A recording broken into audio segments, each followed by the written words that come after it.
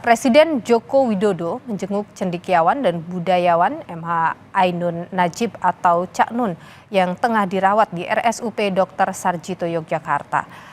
Presiden Jokowi didampingi Menteri Sekretaris Negara Pratikno tiba melalui pintu lobi Pusat Jantung Terpadu RSUP Dr. Sarjito. Minggu pagi tadi, Saudara. Kepala Bagian Hukum dan Humas RSUP Dr. Sarjito menyebut selama sekitar 15 menit Jokowi bertemu dengan istri Cak Nun, Novia Kolopaking, serta anak Cak Nun, Sabrang Mowodamar Panuluh. Budayawan sekaligus cendekiawan Muslim MH Ainun Najib dilarikan ke Rumah Sakit Sarjito pada Kamis pagi. Tim dokter kemudian melakukan operasi di bagian kepala. Saat ini Cak Nun dikabarkan dalam kondisi membaik. Dalam kapasitasnya menjenguk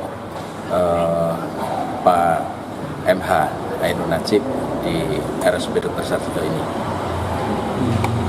Selama berapa lama tadi Pak Jokowi? Kunjungan beliau sekitar 15 menitan. Ya. Bertemu dengan langsung atau keluarganya? Bertemu dengan istri MH, Mbak Novia, dan beserta putranya Mas Sabrang.